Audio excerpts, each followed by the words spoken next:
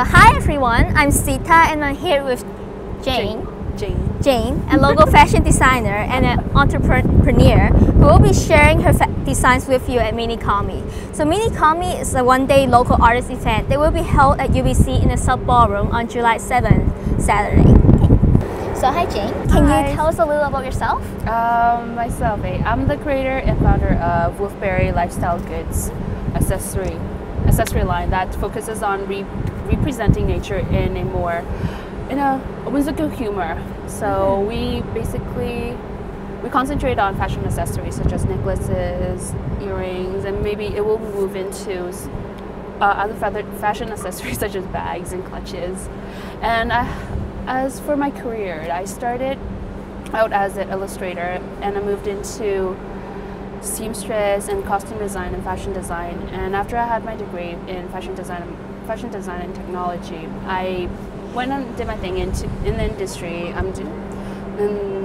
Ironically, when you are surrounded by clothing every day, you kind of try to find a different type of art form for your outlet, and that's when Wolfberry was born. It's basically a pursuit of my personal aesthetic and my love for nature. So yeah, hopefully you guys will like it and see it at MiniComi. I see. So you have a long history of being an entrepreneur. I remember that you were part of the old snap photography as well as designing cosplay commissions. So how did it all started for you? It started, for sewing wise, it started in grade 8 when I actually, when we all know we had those 4 trades you needed to take in first grade 8. So you had woodwork, metalworks, cooking and sewing. And for sewing, I did my thing. I did my little frog. I did my boxer shorts. I never fitted. I made them too. It just never fitted. And I remember telling myself, like, it's too domestic for me. I'm never gonna do this. Lo and behold, I ate my own words a year afterwards when my best friend asked me, like, hey, did you want to take sewing with me? And I said yes. Sewing at that time seems like the safest thing to do. So that's what I did. And what do you know? It's based on my career right now. See, well, that's pretty interesting. Can you tell us some of the challenges that you face with making costumes? I always say, like, with costumes, you get the design, you know what you have to make. Some people might not think there's a lot of creativity into it, but it's creative in construction wise. You have to think of all these other type of method to create something that's not meant to be worn on a person. It was just meant to look pretty on a picture. And one of them would be pattern drafting. You have to, like, through costume, I developed a lot of skills in pattern drafting that I would never have if I only solely just did fashion. And I really appreciate that, and I never regret doing such a thing. And there's just so many challenges. You know how in a lot of photos, a lot of pictures, costumes where things are suspending on the person. Right. It's not meant to be worn. It's just meant to be on a picture. But we all somehow just figure it out. And I have to thank the huge community where they have so many tutorials on making things suspended in midair. And it's just the group of passion. Everyone's passionate about it, so they love to share. And through them, I learned all these skills. So difficulty, just maybe at that time, but I have so much support from everyone else. It just doesn't seem as difficult anymore. I see. Yeah. So you've made a lot of costumes, right? Which one would be the most memorable one that you've made, either for yourself or for someone else? For someone else, it would be this J-Rock costume I had to do for a friend. And I actually, at that time, I still had my little domestic machine, so it's not that powerful. Not as much as an industrial. It was never meant to be sewn with pleather or vinyl, which I did, which is not very smart, guys. Don't do that.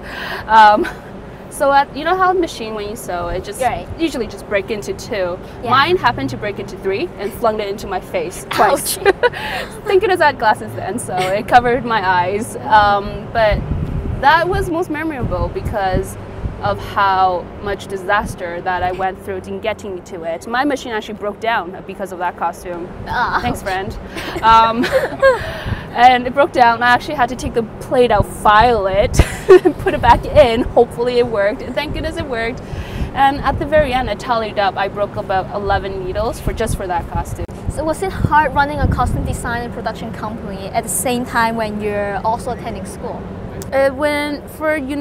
High school was okay because the curriculum wasn't as heavy as in university. While I was in university, through that 4 years, I actually had a part-time job. I always had a constant part-time job. I was a full-time, and then I ran a costume company.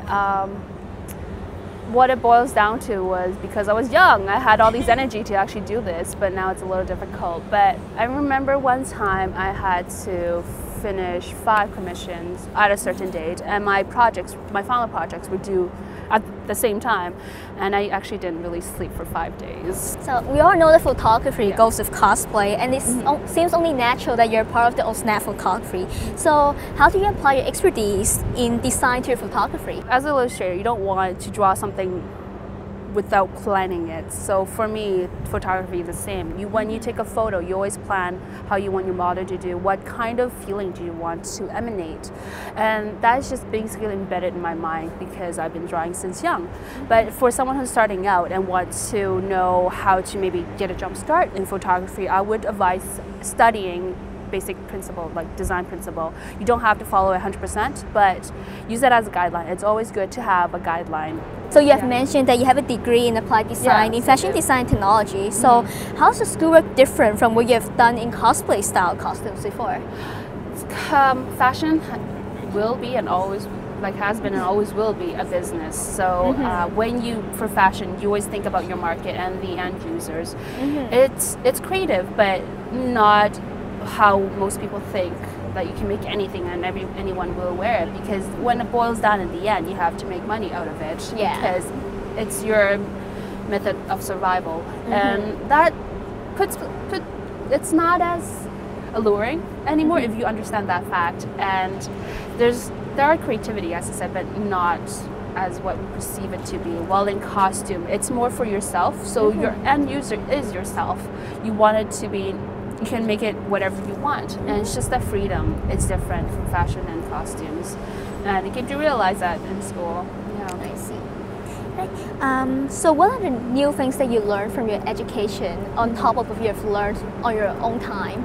My education, a lot of things, like in terms of just sewing, or is it more of, my education actually taught me how to be how to live life. Actually, it's a little different. It just basically taught me to appreciate what I am, appreciate what my style is, just appreciate and stress that I should, whatever art forms I do, I should put my own personality, own touch into it, because at the end of the day, people are interested in you. They're interested in you, and that's why they look into your art. They're not interested in you mimicking someone. It's just all about you. And for me, and sometimes people stress a lot about perfection. For me, it's about almost an imperfection, because it's all those little imperfections that creates a personality, and that's what design taught me. You can be imperfect, but people will still love you. Hopefully that's the case. But yeah, what do you say? So it's pretty much consolidate what you wanted to do with design, what you want to do with yourself, pretty much. Basically, it's your own personal, it's a way of expressing yourself to the world. Like, I am like this, I don't need to be perfect, I'm imperfect, but I'm comfortable with who I am, and people will naturally accept you. So it's basically about life, mostly. Sounds good.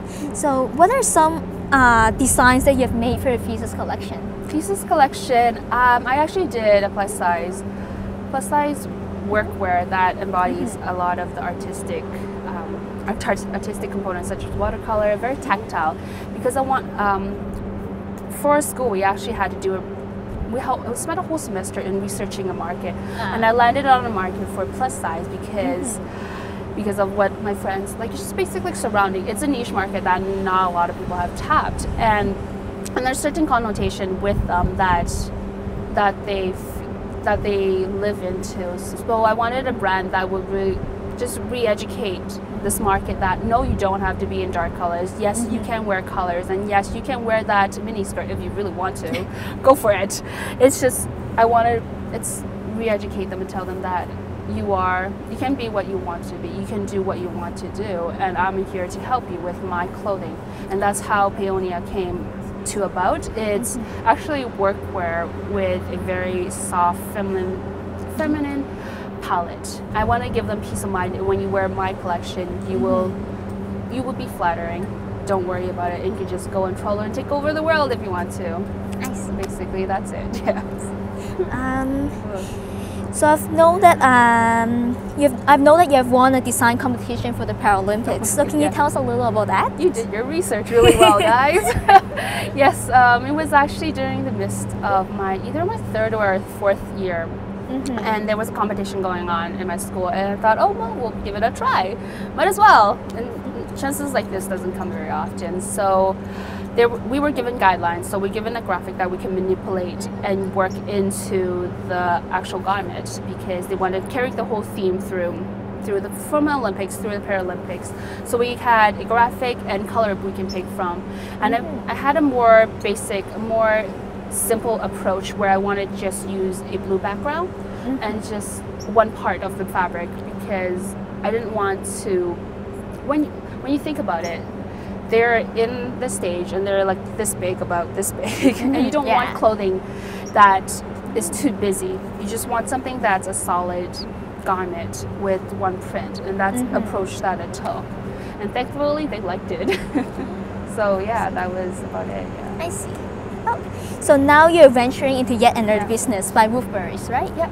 So what is it about the entrepreneur experience that really attracts you to it? For Wolfberry, it's actually because I haven't really researched on jewelry. It's that childlike passion. You know when you venture into something new, you don't know too much about it. It's your childlike passion to do something, to create something that doesn't limit you into anything else. With fashion, I had a degree on it, so I know what I shouldn't do and should not do. But with jewelry and illustration, I'm still very green in it.